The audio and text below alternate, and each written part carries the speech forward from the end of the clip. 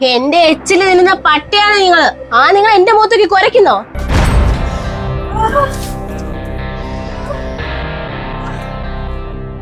ഇറങ്ങി പൊക്കോളെ ഇവിടുന്ന്.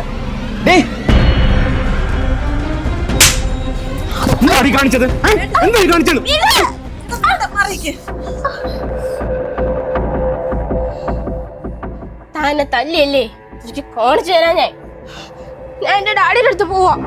എന്റെ ഡാഡി അങ്ങനെ അറിഞ്ഞോണ്ടല്ലോ രണ്ടിനെ സമാധാനത്തോടെ ജീവിക്കാൻ ഞാൻ വിടൂല. നോക്കിക്കോ. എന്തിനാ മോനെ വെറുതെ പ്രശ്നം ഉണ്ടാക്കിയേ? വെറുതെയോ? ഇന്ന് അമ്മയോട് ഇത്രയും ചെയ്തോളൂ, നാളെ ഞാൻ ഇല്ലാത്ത സമയത്ത് അമ്മയെ കൊല്ലാൻ നോക്കില്ലെന്ന് ആര് കണ്ടു? അവൾ ഇനി അവളുടെ ഡാഡി അടുത്തെങ്ങാനും പോയി പറഞ്ഞാ നീ എന്താ സംഭവിക്കാൻ പോണേ? എന്ത് ചെയ്യാനെന്ന്? ഈ വീട്ടിൽ നിന്ന് ഇറങ്ങേണ്ടി വരുമായിരിക്കും. ഈ ബന്ധം അങ്ങ് അവസാനിക്കുമായിരിക്കും. അവസാനിക്കട്ടെ, കുറച്ച് സമാധാനം കിട്ടുമല്ലോ.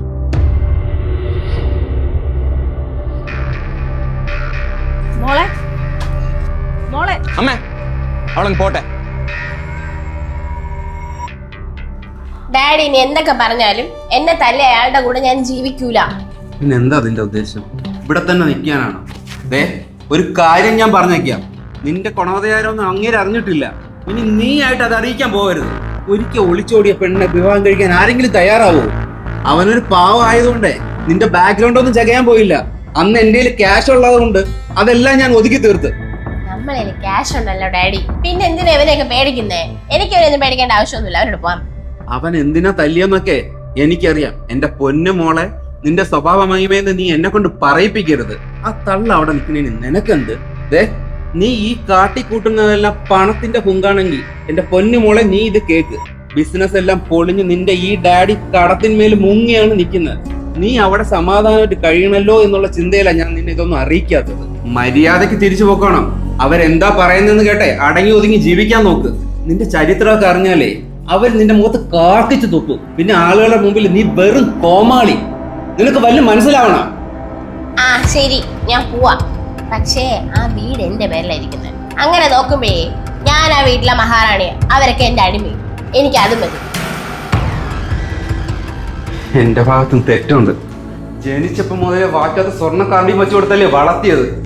അഹങ്കാരം പിടിച്ച സാധനം. തള്ളേരെ മോള് തന്നെ.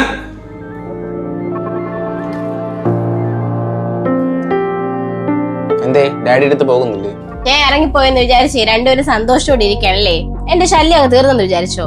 അങ്ങനെ ഇവിടെ ആരും സമാധാനത്തോടെ ഇരിക്കാന്നൊന്നും വിചാരിക്കണ്ട. എന്നെ തല്ലിയതിനെ ഞാൻ പകരം ചോദിച്ചിട്ടേ ഇവിടുന്ന് പോവുള്ളൂ. ഇവൾക്ക് ബുദ്ധിയില്ലെങ്കിലും ഇവിടെ ഡാഡിക്ക് ബുദ്ധിയുണ്ട്.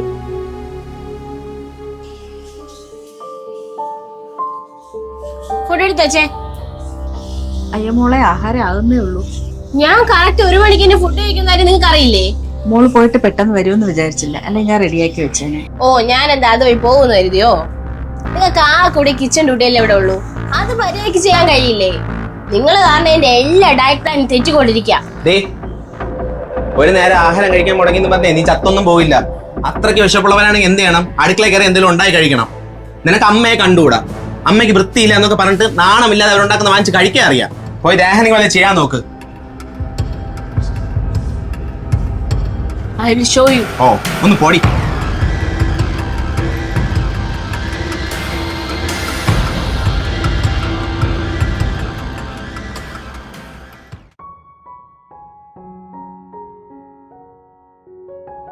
ഞാൻ ഇങ്ങോട്ട് വരുന്ന വഴിക്ക് നിന്റെ അമ്മായിയമ്മ തള്ള അവിടെ നിൽക്കുന്നുണ്ടായിരുന്നു.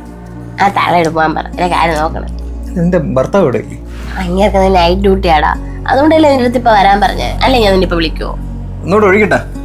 നീ ഒഴിമുത്തേ.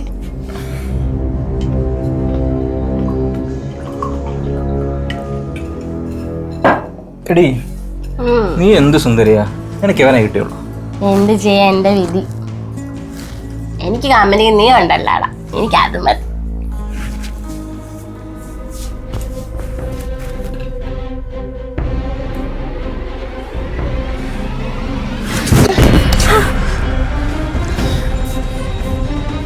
ഇവിടെ പോകാണ് ഇത്രയും കഷ്ടപ്പെട്ട വെറുതെ.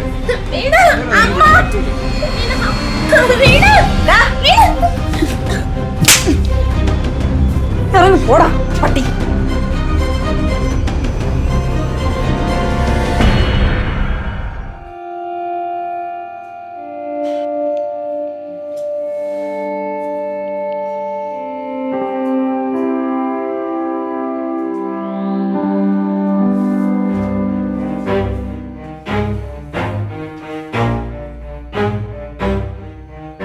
നിനക്ക് കുപ്പി വാങ്ങാനും മറ്റേത് വാങ്ങാനും എല്ലാത്തിനും ഞാൻ വേണം. എന്നിട്ട് ഇന്നലെ ഞാൻ നിന്നെ ഒന്ന് തൊട്ടപ്പോൾ നീ എന്ത് ഷോ അടിയോടെ ഇറക്കിയത്? ഞാൻ നിന്റെ നിന്ന് എല്ലാം എക്സ്പെക്ട് ചെയ്ത് തന്നെയാണ് ഇതൊക്കെ നിനക്ക് ചെയ്തു തരുന്നത്. അല്ലാതെ എന്റെ തലയ്ക്ക് എന്ത് ഓളോ? പോടാ ബാസ്റ്റേർഡ്.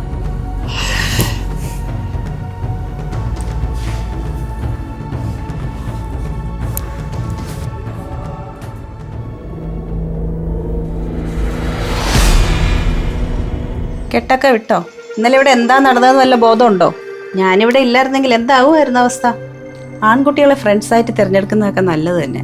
പക്ഷെ അതിൽ നല്ലതേതാ ചീത്ത ഏതാ എന്ന് തിരിച്ചറിയാനുള്ള ബോധം ഉണ്ടാവണം. നീ അവനെ കണ്ടത് നല്ലൊരു ഫ്രണ്ടായിട്ടാ, പക്ഷെ അവൻ നിന്നെ കണ്ടതോ മറിച്ച് വേറൊരു കണ്ണില്. ഇന്നലെ ഇവിടെ സംഭവിച്ചതൊക്കെ വിഷ്ണു അറിഞ്ഞാലത്തെ അവസ്ഥ അറിയാലോ. ചായ കുടിക്ക്.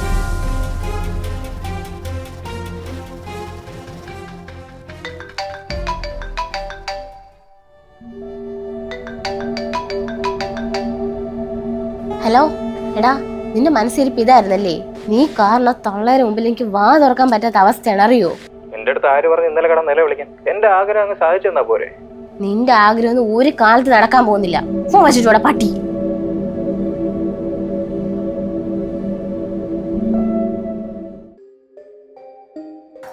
ബ്രേക്ക്ഫാസ്റ്റ് എടുക്കട്ടെ? എന്നോടാണോ? അതിവിടെ വേറെ ആരും ഇല്ലല്ലോ. അല്ല, ഞാൻ എവിടെ നിന്ന് മാറിയപ്പോ ഇവിടെ എന്താ സംഭവിച്ചത്? അതൊക്കെ പറയാം, നീ വാ കഴിക്കാൻ. നീ കഴിക്കാൻ വരുന്നില്ലേ? ആ, എന്താ വരുന്നത്? അയ്യോ അമ്മ, ചപ്പാത്തിയോ? ദിയ ചപ്പാത്തി കഴിക്കില്ലല്ലോ. നിനക്ക് ഞാൻ വേറെ എന്തെങ്കിലും ഉണ്ടാക്കി തരണോ? വേണ്ട, ചപ്പാത്തി കഴിച്ചോളാം ഞാൻ.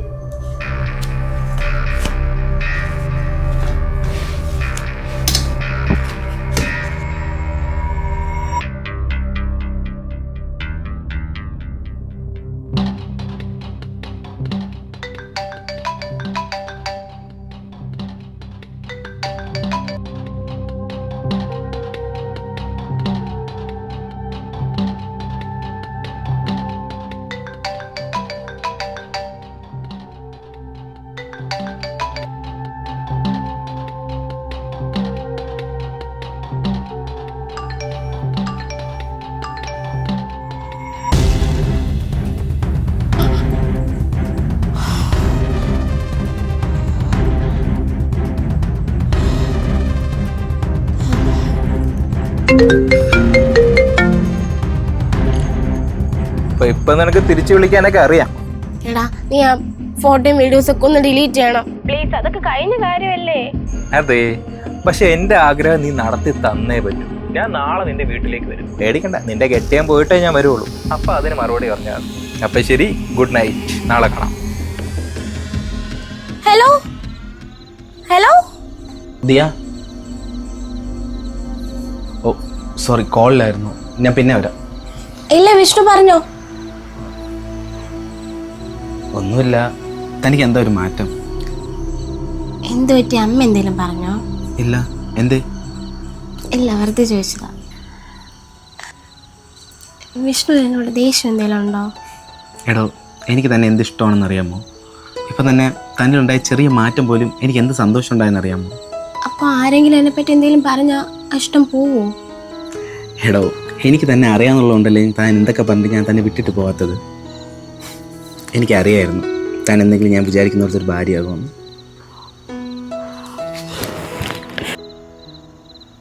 ദൈവമേ, ഇത്രയും നല്ലൊരു മനുഷ്യനാണല്ലോ ഞാൻ ഇത്രയും നാളും വേദനിപ്പിച്ച്. ഇനി എൻ്റെ പഴയ കാര്യങ്ങളൊക്കെ അറിഞ്ഞാൽ എന്താകും എൻ്റെ അവസ്ഥ?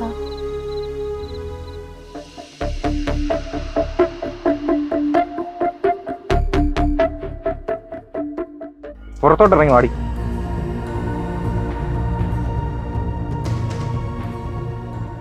എടാ, ഞാൻ നിന്നെ നല്ലൊരു ഫ്രണ്ടായിട്ടാ കണ്ട.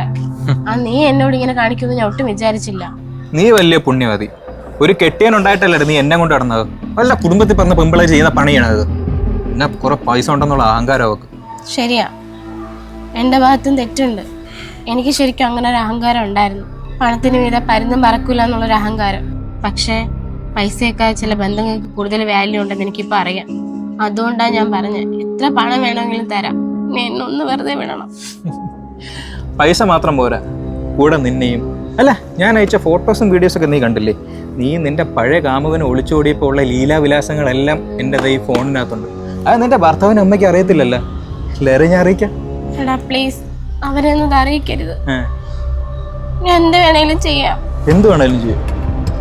എന്നാ നാളെ ഞാൻ വിളിക്കുന്നിടത്ത് നീ വരണം. ഇപ്പൊ ഞാൻ പോട്ടാ.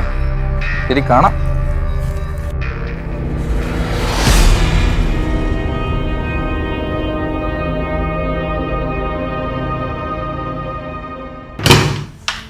വാ.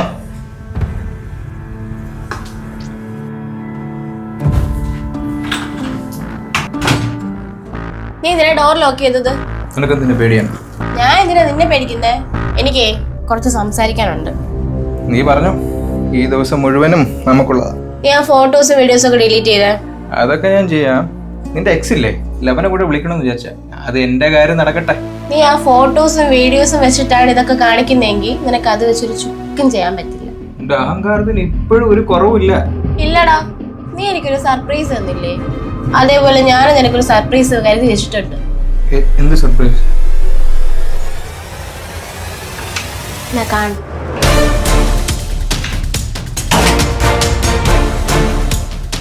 മീര, നീ എന്താ ഇവിടെ? നീ കുഞ്ഞിന്റെ സ്കൂളിൽ പോയില്ലേ? അതൊക്കെ അവിടെ നിൽക്കട്ടെ. നിങ്ങളുടെ ഓഫീസ് എപ്പോഴാണ് ഇങ്ങോട്ട് മാറ്റിയേ? നിനക്ക് ഇവിടെ എന്താ പണിയെന്ന് നിന്റെ ഭാര്യ പറഞ്ഞൊന്ന് മനസ്സിലായിക്കോട്. അവളും കൂടെ അറിയട്ടെ നിന്റെ ഇവിടുത്തെ ലീലാവിലാസങ്ങളൊക്കെ. മീര, നീ ഇവള് പറയുന്നത് വിശ്വസിക്കരുത്. നിങ്ങൾ ഇത്രക്കാരനായിരുന്നോ? അവളുടെ പാസ്റ്റ് ലൈഫിൽ അവർക്ക് അബദ്ധം പറ്റിയെന്ന് വെച്ചിട്ട് അത് വെച്ച് ബ്ലാക്ക് മെയിൽ നിങ്ങൾക്ക് നാണമില്ലേ? നിന്റെ ഭർത്താവിന് പെണ്ണും പണവും മാത്രം മതി. ഇവൻ അത്രക്കാരനാണെന്ന് മനസ്സിലാക്കാൻ നീ വൈകിപ്പോയി. നിന്റെ ഭാഗത്തുകൊണ്ട് തെറ്റ്. നിന്റെ അഹങ്കാരം എടുത്തുചാട്ടം ഒന്നുകൊണ്ട് മാത്രമാണ് ഇന്ന് നിനക്ക് ഇങ്ങനെ ഇവിടെ വന്ന് നിൽക്കേണ്ടി വന്നത്. ഇനി ഭാര്യ കുഞ്ഞെന്നും പറഞ്ഞ പിറകെ വന്നോണ്ടല്ലോ എനിക്ക് നിങ്ങളെ കാണണ്ട. മീര, മീര, മീര. മോളെ, നിനക്ക് തിരുത്താൻ ഇനിയും സമയമുണ്ട്. നീയും എൻ്റെ മോനുമായിട്ട് സന്തോഷത്തോടെ ജീവിക്കുന്ന കാണാനാണ് എൻ്റെ ആഗ്രഹം. നിങ്ങൾക്കിടയിൽ ഒരു ശല്യമായിട്ട് ഞാൻ ഉണ്ടാവില്ല. നിങ്ങളുടെ സന്തോഷത്തിന് വേണ്ടി ഏത് വൃദ്ധസാധനത്തിൽ പോകാനും ഞാൻ തയ്യാറാണ്. എൻ്റെ മോനെ നീ വെറുക്കരുത്. അമ്മേ, അമ്മയോട് ചെയ്ത തെറ്റിന്റെ ഫലമായിട്ടാ ഞാൻ ഇതൊക്കെ അനുഭവിച്ചുകൊണ്ടിരിക്കുന്നത്. ഒരു ചെറിയൊരു ക്ഷമ പറച്ചിലുകൊണ്ടൊന്നും ഞാൻ ചെയ്ത തെറ്റൊന്നും തീരൂലെന്ന് എനിക്കറിയാം. എങ്ങനെ പ്രായശ്ചിത്തം ചെയ്യണമെന്നൊന്നും എനിക്ക് അറിഞ്ഞുകൂടാ. ഒരമ്മയുടെ ശാസനയും സ്നേഹവും ഒന്നും കിട്ടാത്തത് കൊണ്ടാ ഞാൻ എങ്ങനെയൊക്കെ ആയിപ്പോയത്. അമ്മ അമ്മയുടെ സ്വന്തം മോളെ പോലെ കണ്ട് എൻ്റെ അടുത്ത് ക്ഷമിക്കില്ലേ?